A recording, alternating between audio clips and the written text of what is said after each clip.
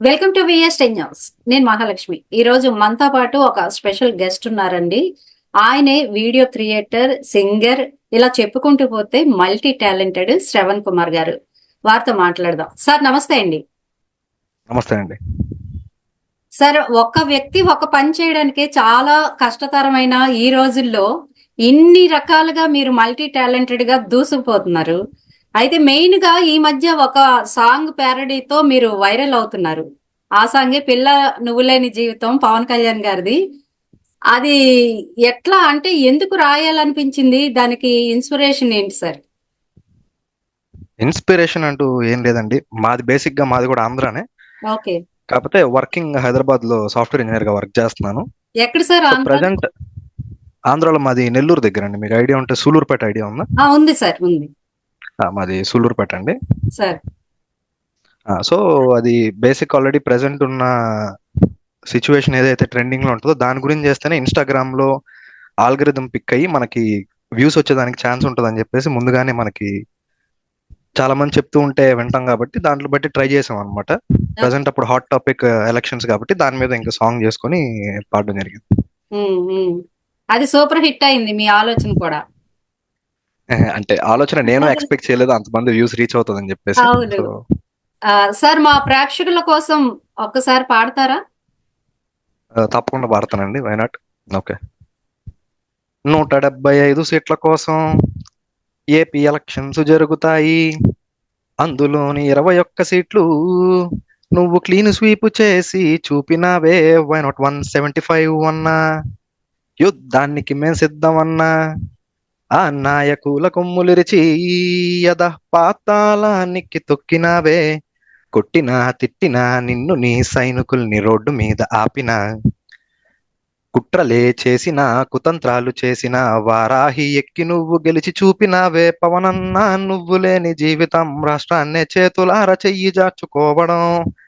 పవనన్నా నువ్వు లేని జీవితం గుండాల గుండెల్లో మోగించవు కలకలం.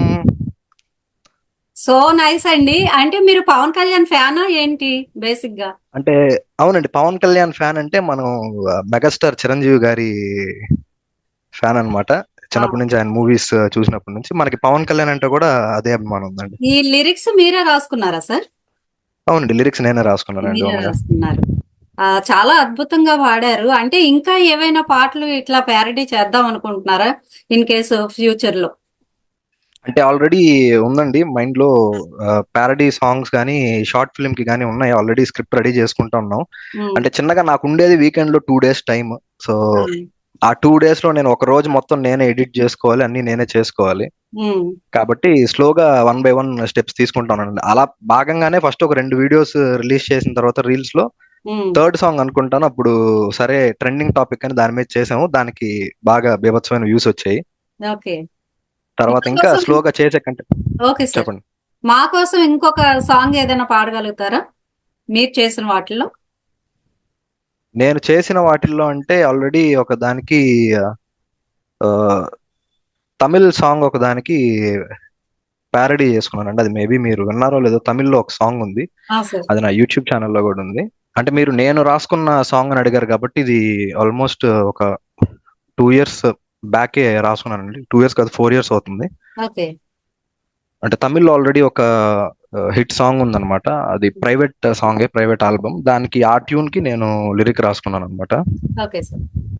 ఏంటే నన్నిలా ఆగం చేసినవు, ఎందుకే నన్నిలా పిచ్చోణ్ణే చేసినవు, నాలో నన్నిలా లేకుండా చేసినవు.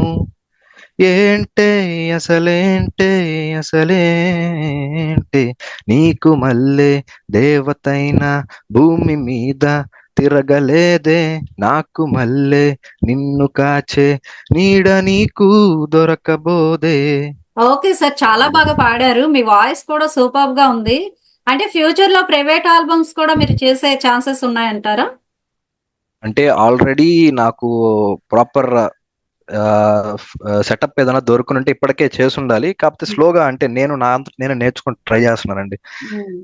మనకి సపరేట్ మ్యూజిక్ బ్యాండ్ వాళ్ళెవరు మనకి తెలియదు. సో నా సొంతగా నేనే అన్ని స్లోగా నేర్చుకొని ట్రై చేస్తున్నాను. సాఫ్ట్వేర్ జాబ్ చేస్తున్నా అన్నారు కదా సార్?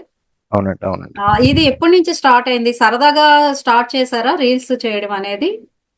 అంటే రీల్స్ కన్నా ముందు ఆల్రెడీ యూట్యూబ్ లో స్టోరీ నరేషన్స్ చెప్పేవాడిని అండి. నాకు కొంచెం వాయిస్ ఓవర్ డబ్బింగ్ వీటి మీద కూడా కొంచెం ఇంట్రెస్ట్ ఉంది. ఓకే. సో యూట్యూబ్ లో ఛానల్ స్టార్ట్ చేసి పాండమిక్ మన కరోనా టైంలో స్టోరీస్ నరేట్ చేయడం స్టార్ట్ చేశాను. ఆ స్టోరీ నరేషన్స్ కోసమనే నేను ఫస్ట్ బేసిక్ గా ఎడిటింగ్, దీంట్లో మ్యూజిక్ ప్రాసెసింగ్ అప్పుడే నేను ఒక చిన్న మైక్ కూడా కొనుక్కొని దాని మీదే స్టార్ట్ చేశాను. సో స్టోరీ నరేషన్స్ కొంచెం నాకు ఎక్కువ టైం తీసుకుంటున్నాయి. మరి నాకు ఒక 2 weeks లో కంప్లీట్ చేయాలంటే కూడా ఒక స్టోరీ కంప్లీట్ చేయలేకపోతున్నాను. తర్వాత ఇంకా స్లోగా ఇన్స్టాగ్రామ్ రీల్స్ అయితే క్విక్ గా చేయొచ్చని ఇన్స్టాగ్రామ్ రీల్స్కి వచ్చానండి. ఓకే సార్, మీరు పవన్ కళ్యాణ్ ఫ్యాన్ అన్నారు కదా, పవన్ కళ్యాణ్ ఫ్యాన్ గా మీరు ఏం చెప్పదలుచుకుంటున్నారు ఫ్యాన్స్ అందరికి? ఫ్యాన్స్ అందరికి చెప్పడానికి ఏముందంటే ఆల్రెడీ పవన్ కళ్యాణ్ గెలిచి అందరూ సంతోషంగా ఉన్నారు. వాళ్ళకి చెప్పడానికి ఏముంది? పవన్ అందులో కళ్యాణ్ ఆల్రెడీ కాకపోతే చెప్పడానికి అయితే ఇంకోటి చెప్పొచ్చండి. సెప్టెంబర్ 2వ తేదీ బర్త్డే వస్తుంది కాబట్టి ఫ్యాన్స్ అందరికి పండగ రోజు అని చెప్పొచ్చు. పండుగ రోజు వెళ్తారు. ఓకే సార్, మీరు ఇలాగే ఇంకా మంచి మంచి సాంగ్సే కానివ్వండి, ఆల్బమ్సే కానివ్వండి, వీటన్నిటితో మీరు ఇంకా ముందుకు సాగాలని మా విఎస్టీ న్యూస్ తరపున మేము కోరుకుంటున్నాం sir. Thank you very thank you much. Very much అండి. థ్యాంక్ యూ వెరీ మచ్ అండి.